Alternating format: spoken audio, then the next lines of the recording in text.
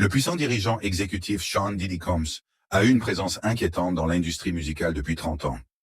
De son implication suspecte dans la disparition de Tupac et Biggie, à ses fêtes secrètes et rituelles dans les coulisses, ainsi que ses nombreuses confessions accidentelles, le public l'a jugé coupable de toutes les accusations portées contre lui.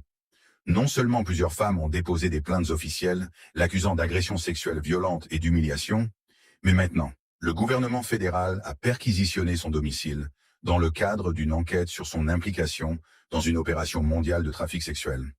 Techniquement, à l'heure actuelle, il n'est accusé d'aucun crime, mais à tout moment, Diddy pourrait ressentir la colère du système judiciaire américain.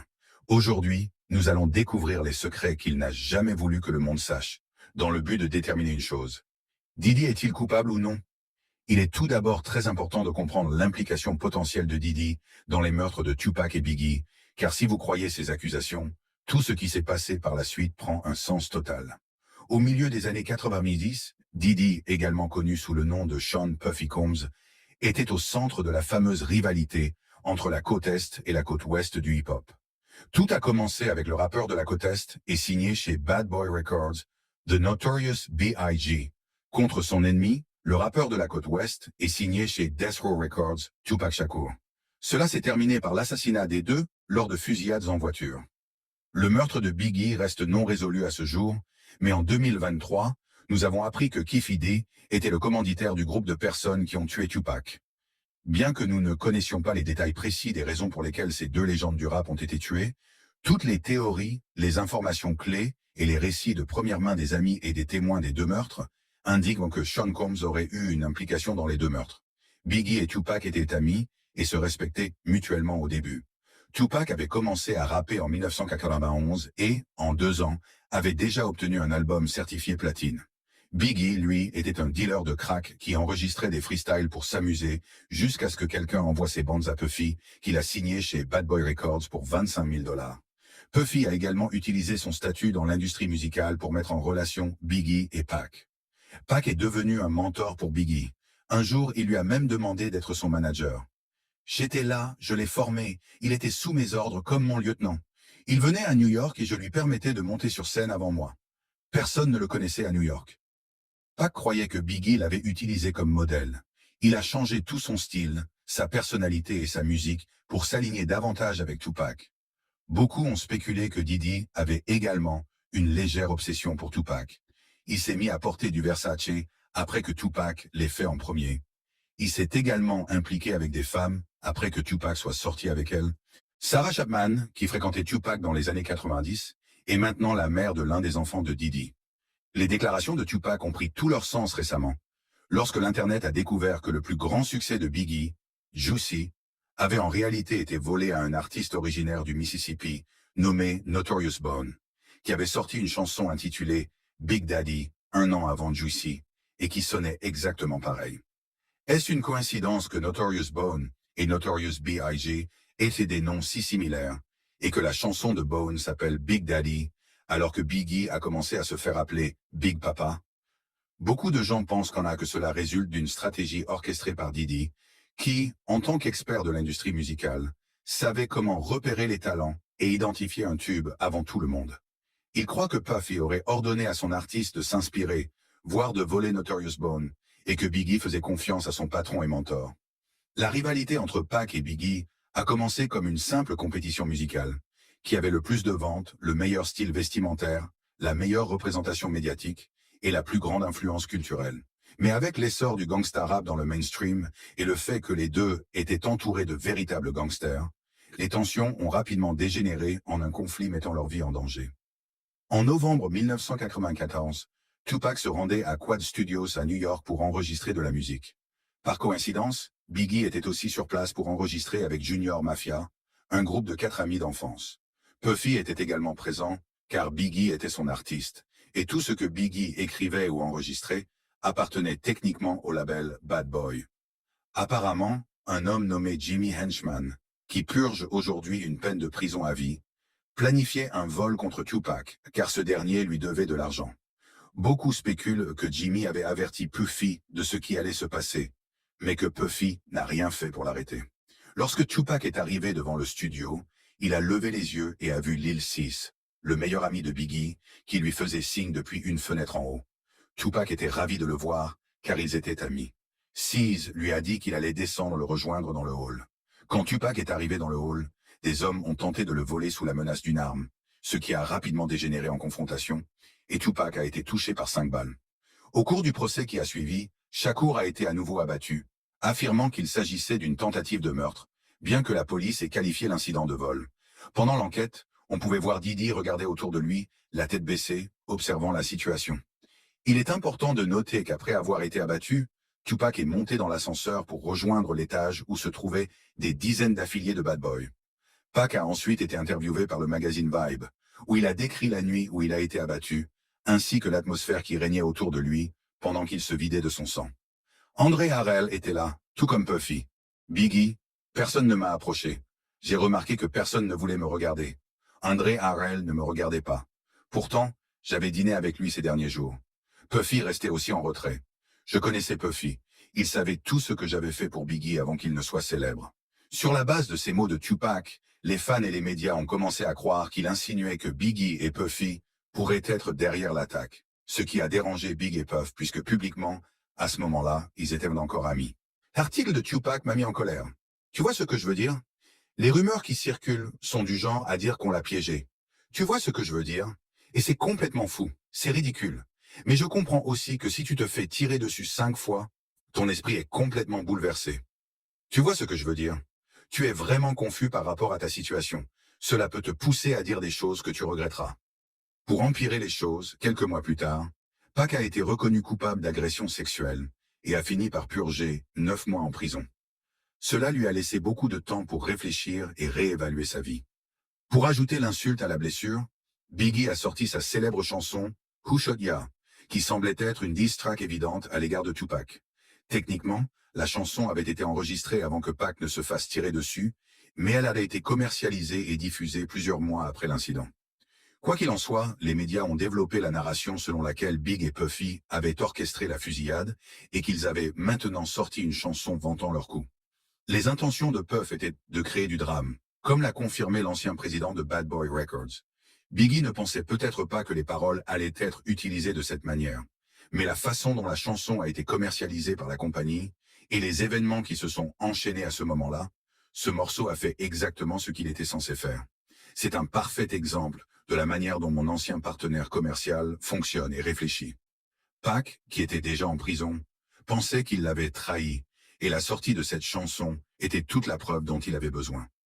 Mais ce n'était pas la seule fusillade dans laquelle Puffy était impliqué.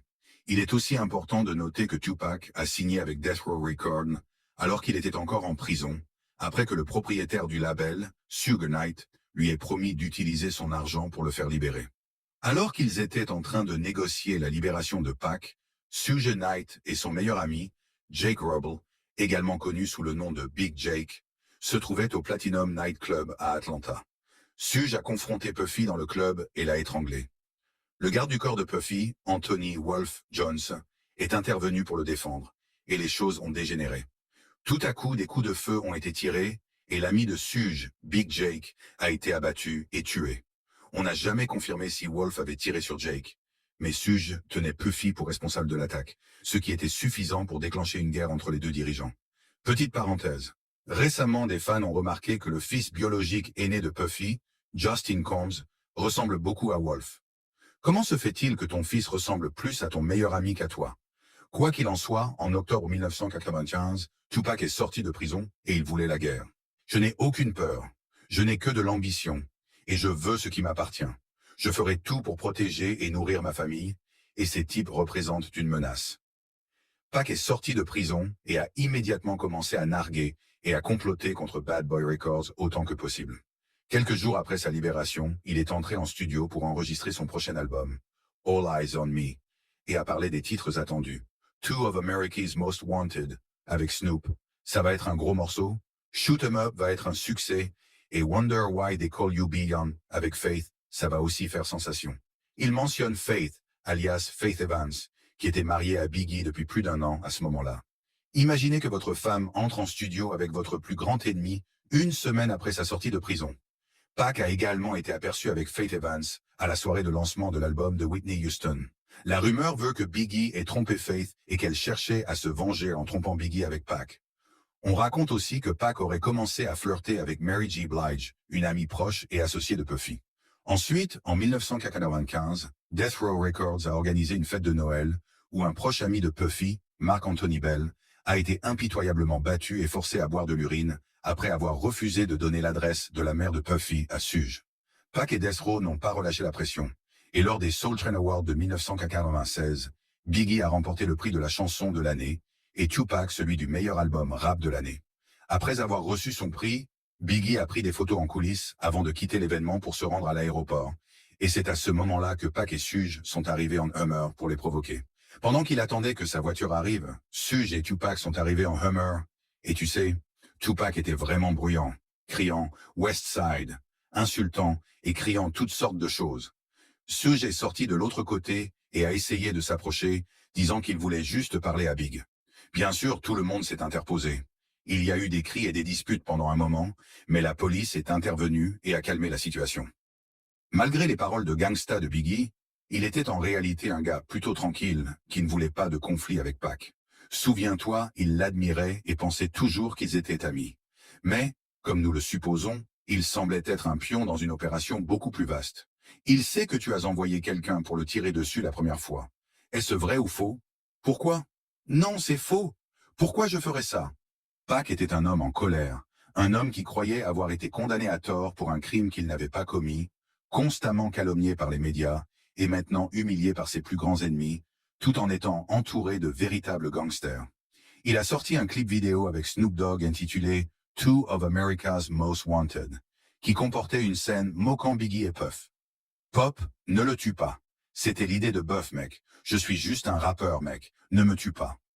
Il est intéressant de noter que c'est Tupac lui-même qui a demandé à l'acteur jouant Biggie de dire que c'était l'idée de Puff, comme s'il connaissait la vérité. Puis Pac a sorti l'une des diss tracks les plus abrasives et emblématiques de tous les temps, Hit 'em Up. Il commence la chanson en affirmant qu'il a eu des relations sexuelles avec la femme de Biggie, puis attaque directement Biggie, Puffy et Junior Mafia, avec diverses autres menaces.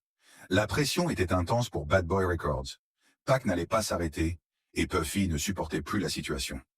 Le garde du corps de Biggie, Gene Deal, se souvient du moment où Puff a atteint son point de rupture.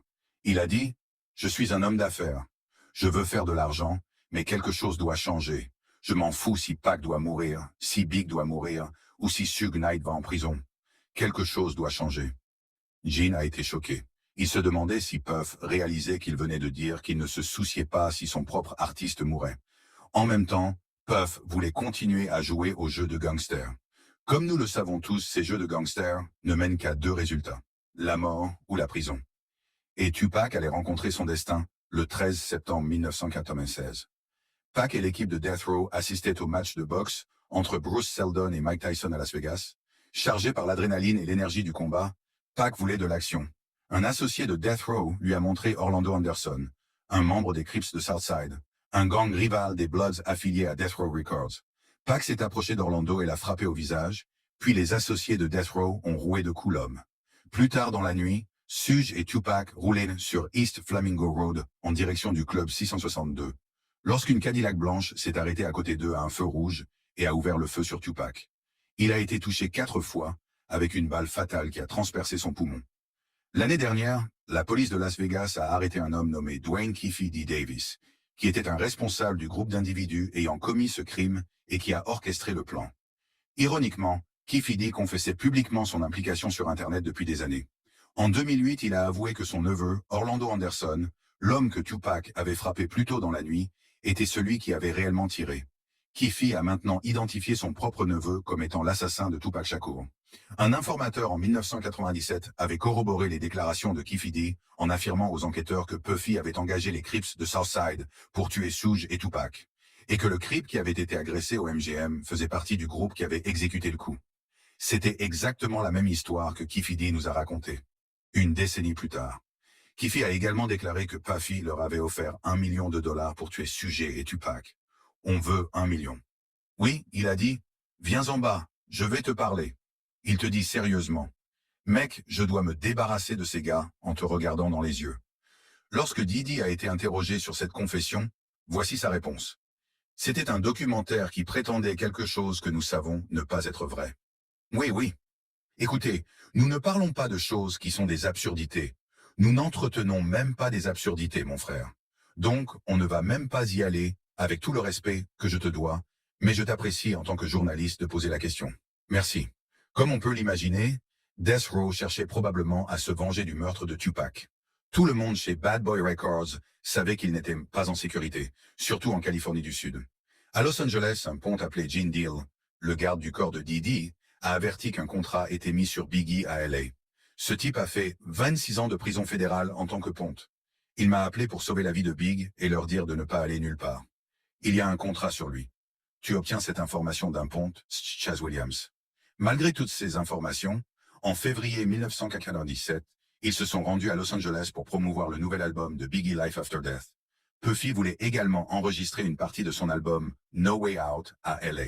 Lil Cease, le meilleur ami de Biggie, affirme que Big voulait être à LA. S'il disait de partir, on partait. S'il restait, on restait. Big voulait rester. Je dis toujours aux gens, pourquoi tout le monde demande toujours pourquoi vous êtes resté si longtemps, ou pourquoi vous ne lui avez pas dit de rentrer chez lui? Il est le patron. On est ici à cause de lui, et s'il pense qu'il n'y a pas de menace et qu'il veut rester ici, c'est notre devoir de rester avec lui. Biggie ne provoquait pas la côte ouest. Il aimait vraiment être à LA. Il recevait beaucoup d'amour de la part des fans, des promoteurs, des animateurs radio, malgré le fait d'être entouré de ses ennemis. Au lieu de revendiquer la victoire dans sa rivalité avec Tupac, Biggie voulait utiliser sa vie pour inspirer le changement et mettre fin à la guerre entre la côte Est et la côte Ouest. La vérité est que, au fil des années, Puffy et Biggie s'étaient en fait tellement d'ennemis qu'ils ne savaient pas vraiment qui étaient leurs véritables ennemis, mais ils ont surestimé leur accueil dans la Cité des Anges, et la chute de Biggie est survenue le 9 mars 1997. Après avoir remis un prix lors des Soul Train Awards de 1997, l'équipe de Bad Boy a assisté à l'after party organisé par le magazine Vibe au Peterson Automotive Museum. Biggie a quitté la fête en tant que passager avant d'un Chevrolet Suburban SUV avec Puffy et d'autres membres de l'entourage dans une voiture qui les précédait. Alors qu'il s'arrêtait à un premier feu rouge, une Chevrolet Impala de couleur sombre s'est arrêtée à côté du SUV de Biggie. Un assaillant non identifié à l'intérieur de l'Impala a baissé la vitre et tiré plusieurs coups de feu sur le véhicule de Biggie. Biggie a été touché plusieurs fois par balle, recevant 4 blessures par balle. L'une des balles l'a frappé à la poitrine, causant des blessures internes graves. Il a été immédiatement transporté au centre médical Cedar Sinai, mais a été déclaré mort à l'hôpital cette nuit-là. Alors que s'est-il passé? Le partenaire commercial de Puffy a déclaré qu'ils avaient utilisé tout leur budget pour la sécurité, donc ils n'ont pas pu engager de sécurité supplémentaire pour cette soirée.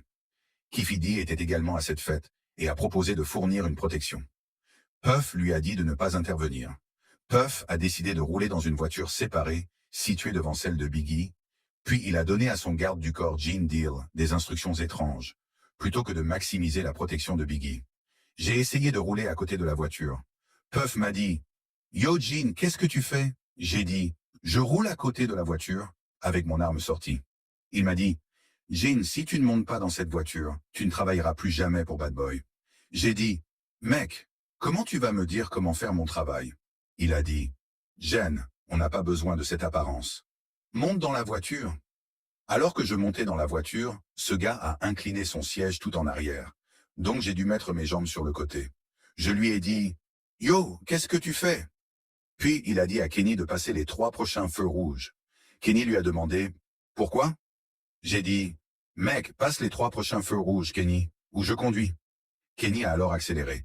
La première voiture a brûlé les feux rouges, mais la voiture derrière eux, celle de Biggie, s'est arrêtée au feu rouge.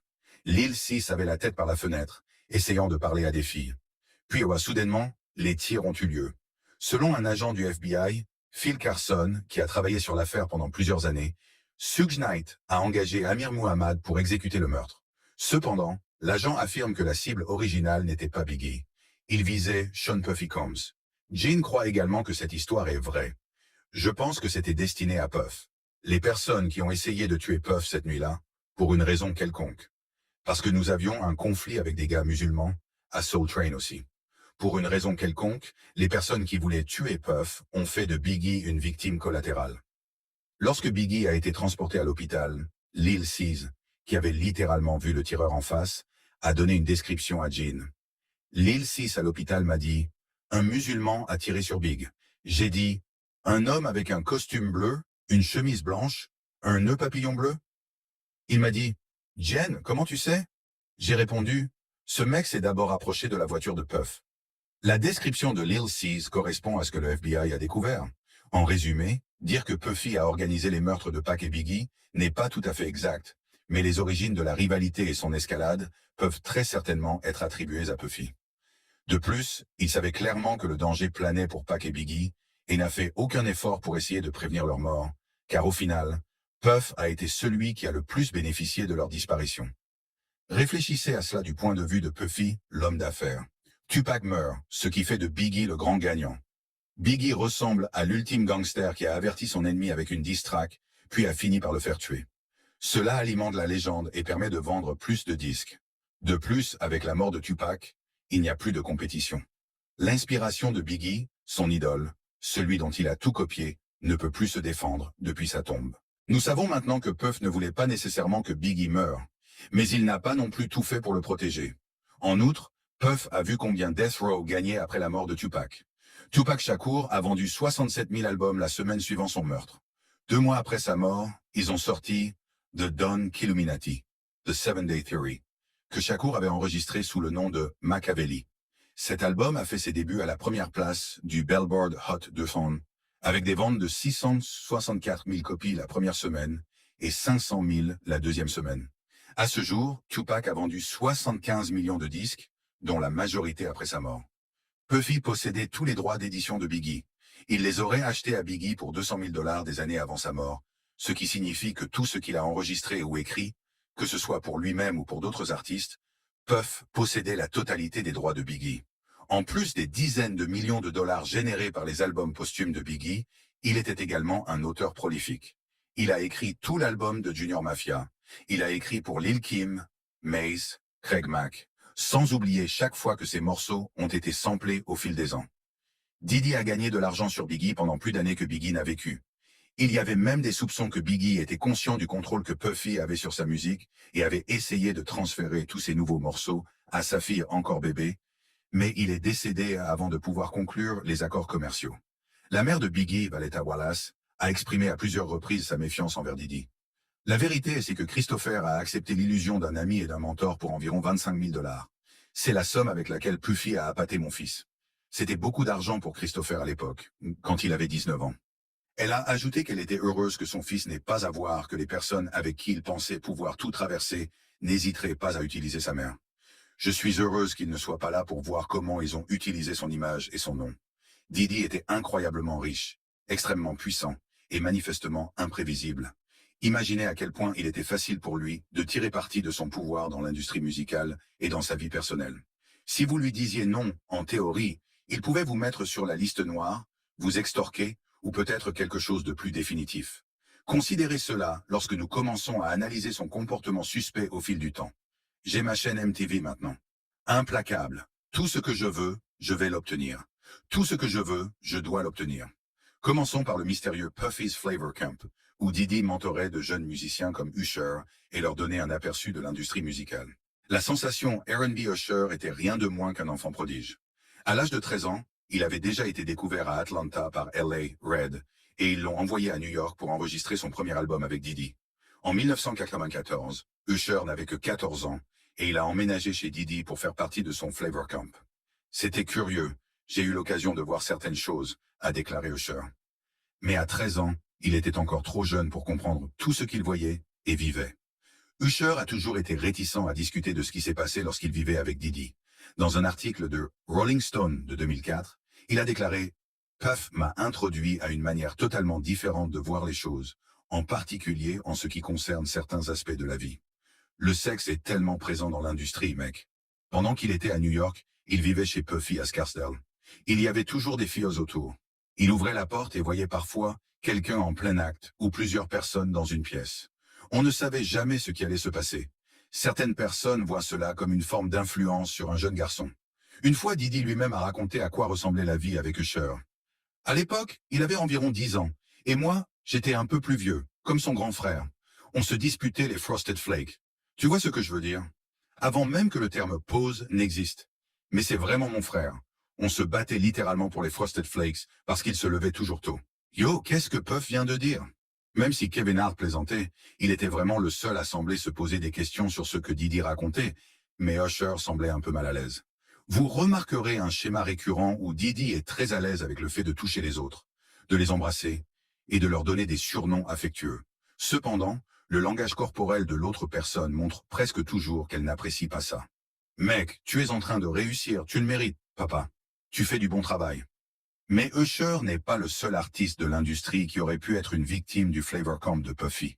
Justin Bieber a également été encadré par Didi au début de sa carrière. Juste après son 15e anniversaire, Bieber a passé 48 heures avec Didi. Didi lui a offert une Lamborghini Gallardo et a expliqué au monde entier pourquoi lui et le jeune adolescent passèrent du temps ensemble. On ne peut pas vraiment en dire plus sur ce qu'on fait. On ne peut pas vraiment dévoiler, mais c'est certainement le rêve de tout garçon de 15 ans.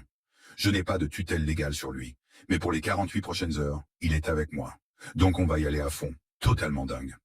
Combs semblait agir de manière étrange, mais Justin, à l'époque, paraissait à l'aise. Il était encore une jeune star éblouie par l'industrie.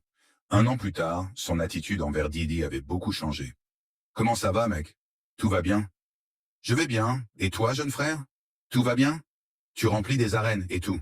Tu commences à agir différemment, hein? Tu n'appelles plus et tu ne traînes plus avec moi comme avant. Eh bien, tu n'as pas vraiment essayé de me contacter directement, tu sais, par mes partenaires et tout ça. Mais tu n'as jamais vraiment eu mon numéro.